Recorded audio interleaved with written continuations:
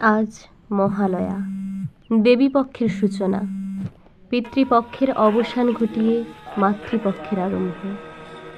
মহালয়া শব্দটির অর্থই হল মহান আলোয় বা আশ্রম। দেবী দুর্গাই হলেন সেই মহান আলোয়। পুরাণ থেকে মহাভারত মহালয়া ঘিরে বর্ণিত আছে নানা কাহিনী। এদিন থেকেই আক্ষরিক অর্থে শুরু হয় দুর্গাপুজো। কথিত আছে মহালয়ার দিন অসুর ও দেবতাদের মধ্যে সংঘর্ষ হয়েছিল। এদিনে দেবীর চক্ষুদান হয়।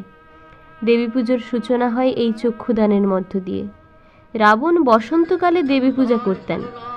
বর্তমানে বাসন্তী পূজা নামেও এই পূজা পরিচিত, কিন্তু শ্রী রামচন্দ্র পরবর্তীকালে শরৎকালে দুর্গাপুজোর আয়োজন করেন, যা অকালবোধন নামে পরিচিত।